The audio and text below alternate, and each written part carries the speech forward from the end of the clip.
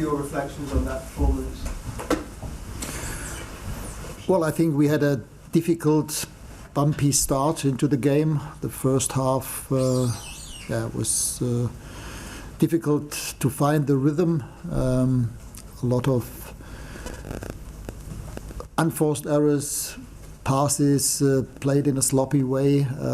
Also, the speed of our build-up was not high enough, and that's why we had problems in the first half to, as I said, to find our rhythm. Overall, I think the second half was better, but obviously the goal that we conceded in a moment when we had the chance to be on a counter-attack ourselves, but being tackled away twice with correct tackles, losing the ball, and within 6 seconds, when all of the defensive players had just closed up.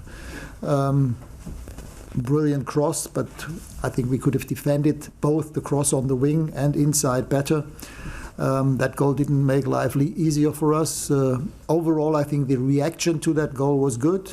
We came back with a goal from Fred and by Fred, and after that, in the last 15 minutes, I think we tried everything, not always taking the right decisions, but we had 2 or 3 good opportunities.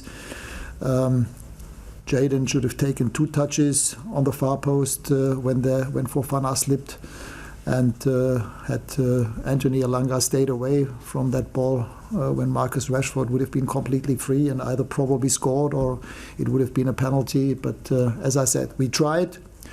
So I cannot fault the team for not trying and putting an effort into that in the last 20 minutes. But obviously it was not the result that we were trying to get.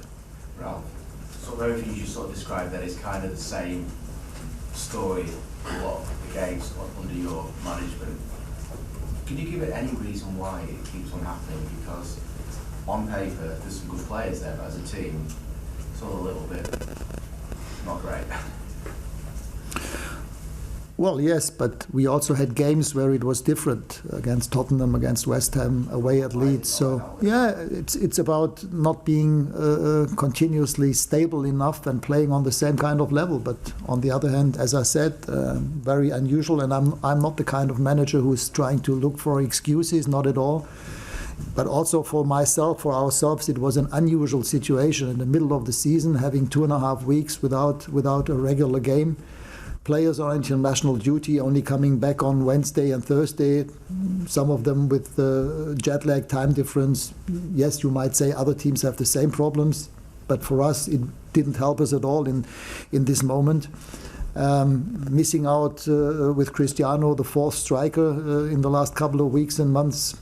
Yes, Jesse Lingard couldn't even come on because he felt sick. He was vomiting before the game. So we had all the offensive players that we had available on the pitch at the end. And yes, it is as it is. We played against a good team. They were in good shape. They had won 3 out of 4 games, most of their injured players being back. I think in total, we just have to admit this was a fair result at the end. They deserved to get that point. We deserved to get that point. To win the game, we were not continuously for the whole game, just not convincing enough. Ralf, how do you see the top 4 now? And in your programme notes, you spoke about how the end of this season could impact on next season. How do you see next season and where Manchester United are? Well, for me, I cannot tell that. I'm not a fortune teller, so I don't know where Manchester United will be next season. For us, it's my job, our job, the job of all the players, the staff members, to finish this season on the highest and best possible note. And saying that does not mean necessarily to finish 4th. I mean, today's result hasn't made the situation any better, obviously. Dropping another 2 points hasn't made the situation better at all. So for us, it's now about preparing for the next game again, away at Goodison Park against Everton. I think our away results so far have been good. We haven't lost a single game away. And this is what we have to try and get 3 points out of that game, and then the next home game against Norwich. There is nothing else to do. It doesn't help at all to look at the table every weekend and speculate and anticipate what might happen, how many points might we need. Right now, we are not the favourites for sure for number 4.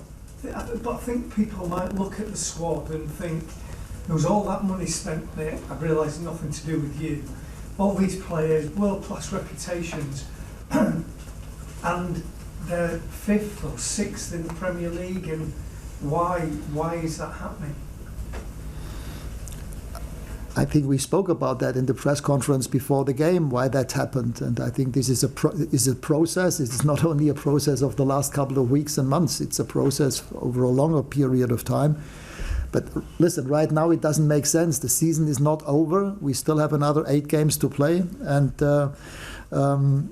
I think then it's time to, as I said, to draw the right conclusions and take the right decisions for next season. Right now, it's about how can we possibly get 3 points against Everton.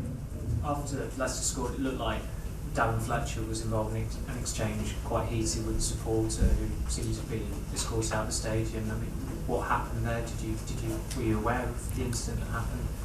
I don't know what you mean. What happened? Say it again. It looked like a fan was exchanging verbals, saying something to Darren Fletcher. Darren Fletcher was saying something back after Leicester scored. And I don't know.